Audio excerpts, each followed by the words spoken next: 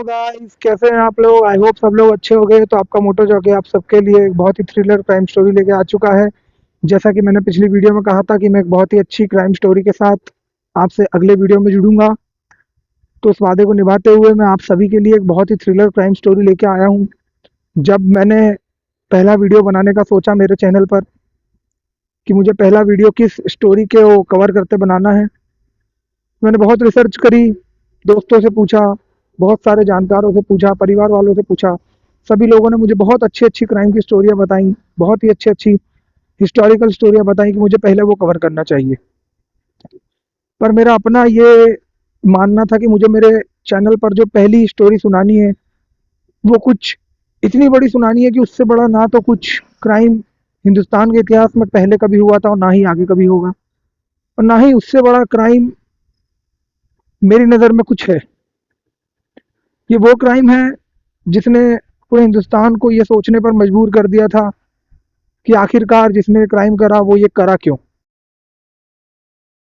तो बिना किसी देरी के मैं आपको बताता हूँ कि पहली स्टोरी मैं किस बारे में सुनाने जा रहा हूँ।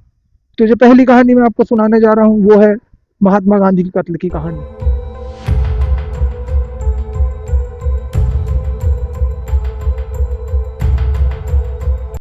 ये वो कहानी है जिसने हिंदुस्तान में बहुत ही ज़्यादा शोक की स्थिति ला दी थी। ये वो कहानी है जो जब लोगों को पता चली तो किसी ने इस बात पर विश्वास नहीं करा कि महात्मा जैसी पर्सनैलिटी के ऊपर भी कोई अटैक कर सकता है, उनकी भी कोई जान ले सकता है। पर वो हुआ, नाथूराम गोडसे ने वो करा। तो इस कहानी को शुरू करने के पहले मैं आपको इस कहानी के 5 मुख्य किरदार बता दूं। सबसे पहले महात्मा गांधी खुद, दूसरा नाथूराम गोडसे, तीसरा गोपाल गोडसे, चौथा विष्णु करकरे और पांचवा नारायण आप्टे। इस कहानी के 4 किरदार वो हैं जिन 4 ने महात्मा गांधी को मारा, जिन चारों ने मिलकर एक साजिश बुनी महात्मा गांधी को मारने की। 5वें महात्मा गांधी हैं जिनकी हत्या हुई। महात्मा गांधी वो इंसान थे जिसने देश को जोड़ा, जो राष्ट्रपिता बने। महात्मा गांधी वो इंसान थे जिन्होंने आंदोलनों के द्वारा देश को आज़ाद कराने में बहुत प्रमुख भूमिका निभाई। उनके अलावा कई और फ्रीडम फाइटर्स थे जिन लोगों का योगदान था, पर एक लीडर जो उभर के आया वो हमारे महात्मा गांधी, हमारे राष्ट्रपिता थे। तो इस कहानी की शुरुआत 21 जनवरी 1948 से होती है, जब महात्मा गांधी को मारने की पहली कोशिश नाथूराम गोडसे और गोपाल गोडसे करते हैं। महात्मा गांधी का उन दिनों भवन जो रहा करता था, जहां पर वो रहते थे, वो था बिरला भवन। बिरला भवन में महात्मा गांधी रहा करते थे और उसी बिरला भवन में नाथूराम गोडसे और गोपाल गोडसे ने बम फेंक कर महात्मा गांधी को मारने की कोशिश करी। वो दोनों विफल रहे। महात्मा गांधी जिंदा बच गए। महात्मा गांधी उस अटैक को सरवाइव कर गए। उसके बाद महात्मा गांधी कलकत्ता चले गए किसी काम से, और उसी वक्त नाथूराम गोडसे और गोपाल गोडसे ने दिल्ली छोड़ दिया, क्योंकि उन्हें डर था पुलिस वाले उन्हें पकड़ लेंगे। उन्हें दिल्ली छोड़ दिया, वो मुंबई चले गए। उसके बाद 26 जनवरी 1948 का वो दिन था जिस दिन एक हवाई जहाज के अंदर 2 मुसाफिर चढ़े दिल्ली एयरपोर्ट के लिए। उन दिनों दिल्ली एयरपोर्ट ही हुआ करता था, इंदिरा गांधी एयरपोर्ट बाद में बना। दिल्ली एयरपोर्ट के लिए 2 लोग चढ़े।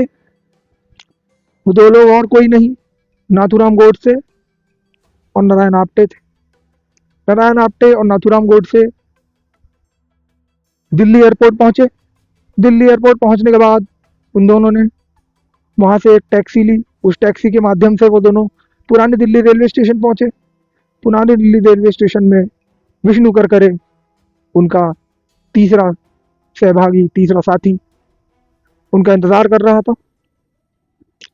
विष्णु करकरे ने एक कमरा, जिसका कमरा नंबर 6 था, वो किराए पे ले रखा था वहीं पर पुरानी दिल्ली रेलवे स्टेशन में, जहाँ पर इन तीनों ने साथ में बैठकर मीटिंग करी। काफ़ी दुख जताया कि हम अपने काम में असफल रहे, हम काम कर नहीं पाए, महात्मा जिंदा रह गए। उसके बाद नाथूराम गोडसे ने विष्णु करकरे से कहा, मैंने जिस काम के लिए तुम्हें यहाँ छोड़ा था वो काम हुआ। विष्णु करकरे को दिल्ली में छोड़ने का सिर्फ एक ही मकसद था। वो मकसद ये था, विष्णु करकरे को नाथूराम गोडसे ने एक काम सौंपा था कि तुम्हें एक हथियार ढूंढना है, एक बंदूक ढूंढनी है।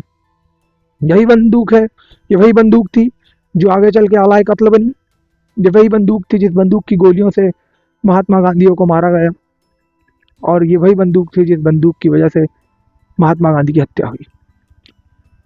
बट विष्णु करकरे उसमें असफल रहा। वो बंदूक नहीं जुटा पाया, क्योंकि उन दिनों दिल्ली में बहुत सारे शरणार्थी जो 1947 के बंटवारे के बाद आए हुए थे, वो दिल्ली में ही रुके हुए थे। तो इस वजह से पुलिस की भी काफ़ी मुस्तैदी थी दिल्ली में। पुलिस काफ़ी ज़्यादा स्तर पर दिल्ली में मौजूद थी, जिस कारणवश वो बंदूक नहीं जुटा पाया। उसके बाद वो तीनों काफ़ी दुखी हुए, क्योंकि बंदूक नहीं मिली, महात्मा को मारने का सपना अधूरा रह जाता। लेकिन नाथूराम गोडसे ने मोर्चा संभाला। नाथूराम गोडसे ने बोला कि मैं बंदूक का इंतज़ाम करूँगा, माफ़ करिएगा, मैं बंदूक का इंतज़ाम करूँगा, मैं मुहैया करूँगा बंदूक, मैं लेके आऊँगा हथियार। उसने नारायण आप्टे को बोला कि हम ग्वालियर जाएंगे, ग्वालियर में मेरा एक दोस्त है, उस दोस्त से जाकर हम मिलेंगे, वो हमें ज़रूर हथियार मुहैया कराएगा। नाथूराम गोडसे और नारायण आप्टे उसी दिन 27 जनवरी की रात, जो कि पहले 26 जनवरी थी, उसी दिन रात को वो दोनों निकल गए ग्वालियर के लिए। उसी दिन सुबह सुबह वो लोग ग्वालियर पहुंचते हैं। वहां पर वो एक होम्योपैथी के डॉक्टर दत्त राय परचुरे से मिलते हैं। दत्त राय परचुरे वो इंसान था जिसने बंदूक मुहैया कराई नाथूराम गोडसे। दत्त राय परचुरे एक होम्योपैथी का डॉक्टर था। इसमें एक बात जानने वाली ये है कि जब दत्त राय परचुरे से हथियार मांगा गया नाथूराम गोडसे के द्वारा, उस वक्त नाथूराम गोडसे ने दत्त राय परचुरे को ये आगाह किया था, बताया था कि वो कुछ बड़ा करने वाला है, पर उसे इस अंधेरे में रखा कि वो क्या करने वाला है। ये नहीं बताया कि वो महात्मा गांधी की हत्या करने वाला है। उसके बाद दत्त राय परचुरे ने बोला कि मैं आपको बंदूक मुहैया करवाऊंगा, मैं आपको बंदूक ला के दूंगा। दत्त राय परचुरे ने पूरी कोशिश की बंदूक जुटाने की। 27 पूरी तारीख निकल गई। दत्त राय परचुरे के घर में ही नाथूराम गोडसे और नारायण आप्टे रुके। नारायण आप्टे और नाथूराम गोडसे 28 तारीख की सुबह उठे, जब तक भी बंदूक का इंतजाम नहीं हुआ था। 28 तारीख की शाम वो शाम थी जिस दिन नाथूराम गोडसे शायद अपनी ज़िंदगी में सबसे ज़्यादा खुश हुआ होगा। दूसरी बार सबसे ज़्यादा खुश हुआ होगा। पहली बार जब वो खुश हुआ था, हद से ज़्यादा उसने महात्मा गांधी की हत्या की। बहरहाल उसी शाम 28 जनवरी 1948 के दिन दत्त राय परचुरे नाथूराम गोडसे के हाथ में एक लिफाफा सौंपते हैं। उस लिफाफे के अंदर एक बंदूक और 20 कारतूस थे। उस बंदूक का यदि अगर मैं आपको सीरियल नंबर बताऊं, जो उस बंदूक का नंबर था, तो उस बंदूक का नंबर था, 1 मिनट माफ़ करिएगा, मैं आपको बताता हूँ उस बंदूक का नंबर क्या था। उस बंदूक का नंबर था 606824P, P फॉर पटना। तो ये वो बंदूक थी जो बंदूक दत्त राय परचुरे ने एक तरीके से मुहैया कराई थी नाथूराम गोडसे को महात्मा गांधी की हत्या के लिए। उसके बाद उसी रात 28 जनवरी 1948 की रात वो दोनों ट्रेन से पुरानी दिल्ली रेलवे स्टेशन आता है, जहाँ पर उनका तीसरा साथी विष्णु करकरे उनका इंतजार कर रहा होता है। तीनों काफी खुश होते हैं, पर तीनों ने एक साथ बैठकर एक बात करी। ये बात थी कि हम तीनों को ही बंदूक चलाना नहीं आता है, हमें कुछ ऐसा करना चाहिए जिससे जब हमला हो महात्मा गांधी के ऊपर तो हम विफल ना हो इस बार। नाथूराम गोडसे ने बोला कि हम प्रैक्टिस करेंगे बंदूक चलाने की, क्योंकि कुछ भी गलती और चूक इस बार माफ नहीं की जाएगी।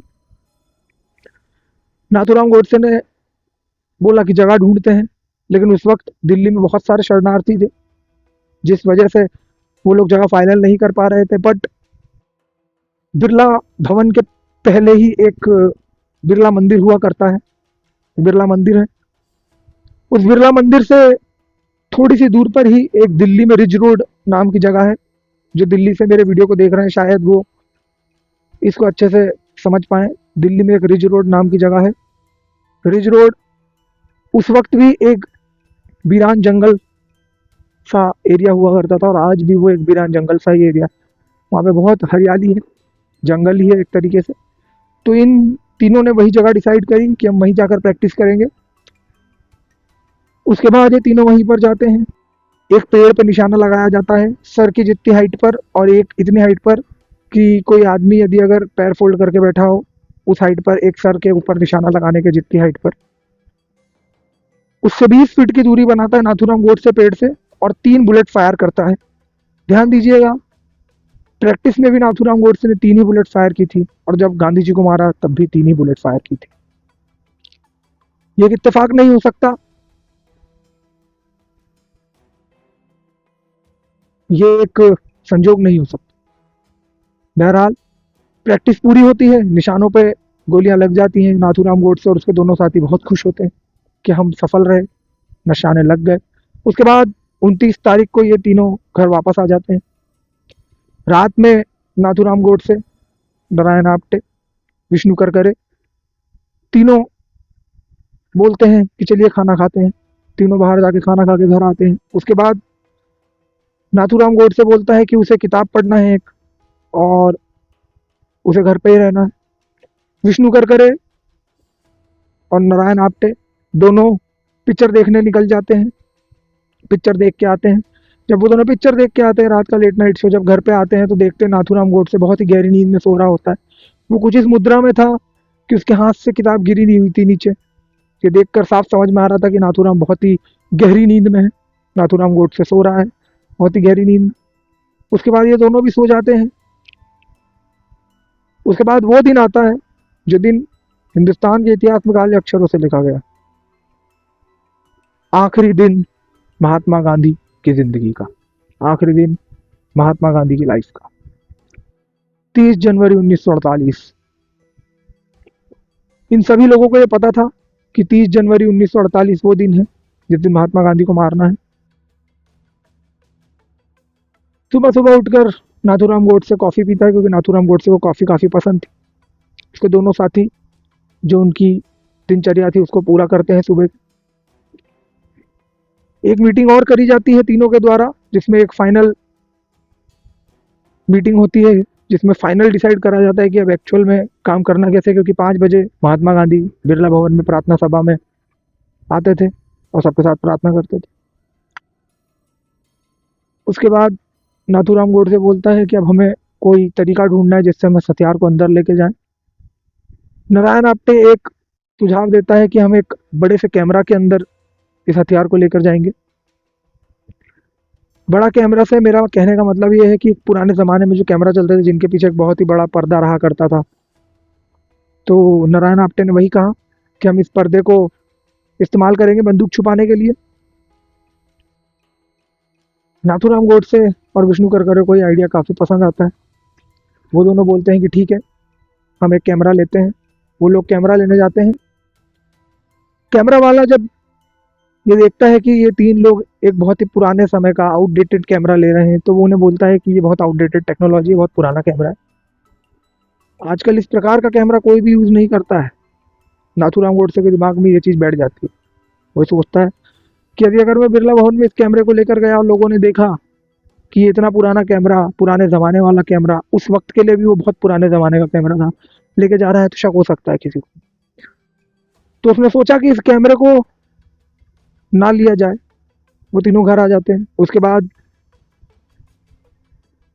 विष्णु करकरे एक सुझाव देते हैं कि हम बुर्खा पहनकर बिरला भवन में जाएंगे और महात्मा गांधी को मारेंगे।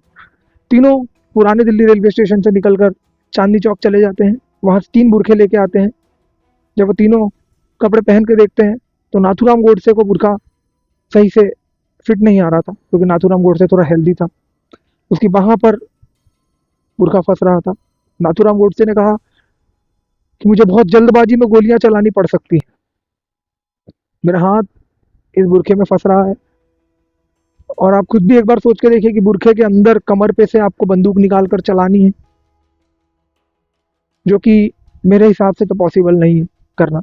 तो ये आइडिया भी ड्रॉप कर दिया जाता है। उसके बाद नाथूराम गोडसे बोलता है कि हम सिंपल तरीका इस्तेमाल करेंगे, इन सारे तरीकों से फंसने का डर हो सकता है। उसने सिंपल तरीका सोचा कि एक ओवर साइज शर्ट उस वक्त पे भी चलती थी, आज भी चलती है, एक बड़ी शर्ट मिलिट्री प्रिंट वाली पहन के जाएंगे, कमर पर असला लगाएंगे, आला कत्ल लगाएंगे, बंदूक लगाएंगे, अंदर चले जाएंगे। ये तीनों निकलते हैं, लेकिन निकलने से पहले नाथूराम गोडसे बोलता है कि मुझे मूंगफलियां खाना है। मूंगफली खाने के लिए नाथूराम गोडसे अपनी जिद जाहिर करता है।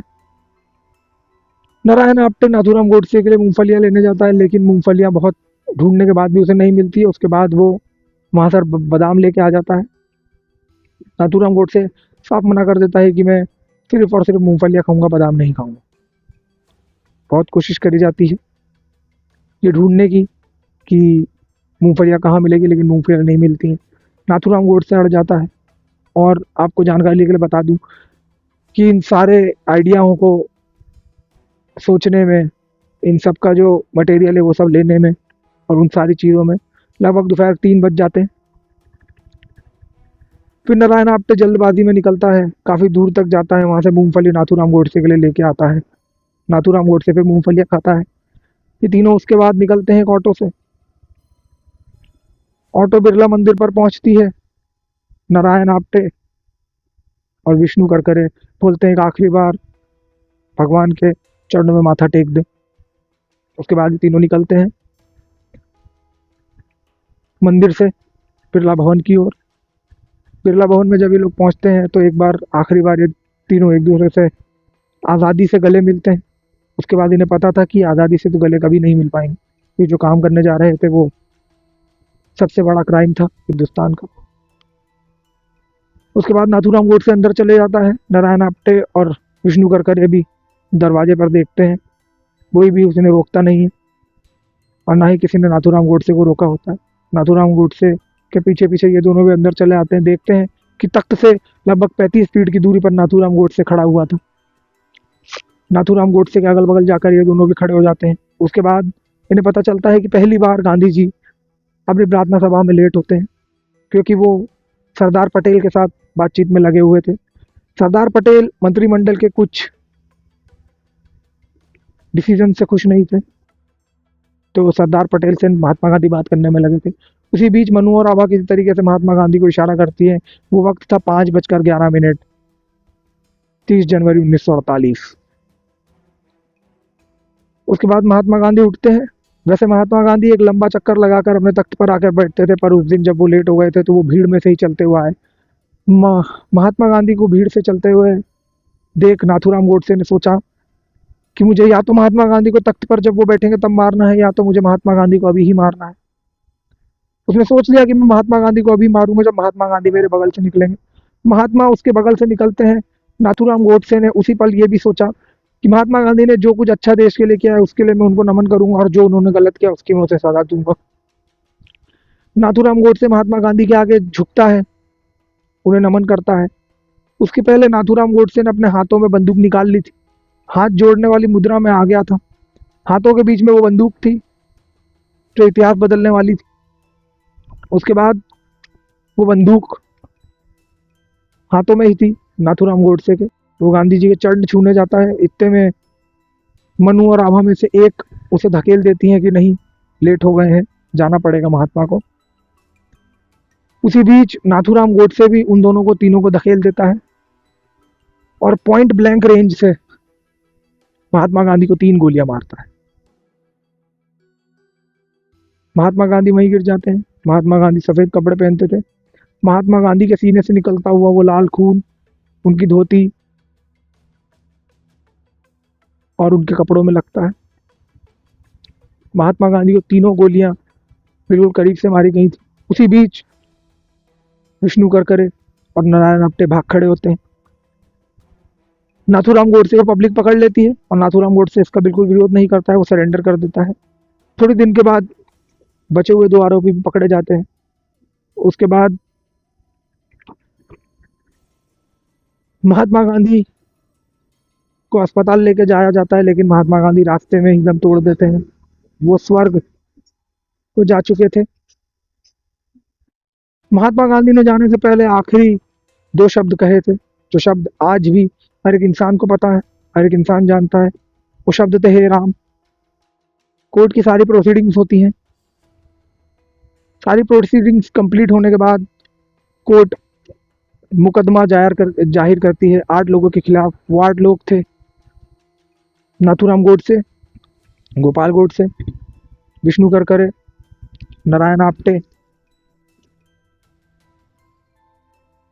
डॉक्टर दत्ताराय परचुरे जिन्होंने बंदूक मुहैया करवाई थी, उसके बाद मदन लाल, उसके बाद दिगंबर बड़के, और एक नाम जो काफी कंट्रोवर्शियल रहा वो था वीर सावरकर। 4 आरोपियों के अलावा जिन 4 आरोपियों का भी मैंने नाम लिया, उन चारों को मुकदमे में इसलिए लिया गया और उन पर भी मुकदमा इसलिए चला गया कि कहीं ना कहीं से ये चीज कंफर्म हुई कि उन दोनों भाइयों और उन दोनों दोस्तों के अलावा इन 4 लोगों को भी ये पता था कि नाथूराम गोडसे महात्मा गांधी को मारने वाला है। वो सोच लिया है कि वो महात्मा गांधी को मारेगा और वो जरूर मारेगा। इस कारणवश इन चारों के ऊपर भी मुकदमा चला, लेकिन किसी को भी फांसी की सजा नहीं हुई सिवाय नाथूराम गोडसे। नाथूराम गोडसे को सजाए मौत दी गई, फांसी की सजा दी गई। नाथूराम गोडसे का अंत वहीं हो जाता है। पर यह चीज सोचने पर मजबूर कर देती है कि 4 लोग मिलकर एक राष्ट्रपिता को, एक उस इंसान को मार देते हैं जो एक देश का सबसे ज्यादा लोकप्रिय चेहरा था, एक देश का सबसे ज्यादा पॉपुलर इंसान था। देश का ही नहीं, पूरे विश्व में उससे ज्यादा पॉपुलर कोई भी नहीं था। यदि अगर आप किसी के नाम के तौर पर उसको जाना जाए तो महात्मा गांधी अपने आप में एक बहुत बड़ा नाम था। उसके बाद होता कुछ यूं है, नाथूराम गोडसे को फांसी दी जाती है। फिर यही चीज मैं बोलूंगा, जो भी हुआ गलत हुआ। क्राइम कोई भी सही नहीं होता है, सारा क्राइम गलत होता है, हर क्राइम गलत होता है। यदि अगर कोई क्राइम सही होता तो वो कभी क्राइम ही नहीं होता। मेरा तो ये मानना है। हमने हमारे राष्ट्रपिता को खोया, नाथूराम गोडसे को कहीं बिल्कुल नहीं करना चाहिए था। हर कत्ल के पीछे और हर मर्डर के पीछे और हर क्राइम के पीछे एक मोटिव होता है कि वो किया क्यों जाता है। सेम इस क्राइम के पीछे भी एक ही मोटिव था, सबसे मेन, कि महात्मा गांधी ने देश के बंटवारा किया, महात्मा गांधी ने देश के टुकड़े किए।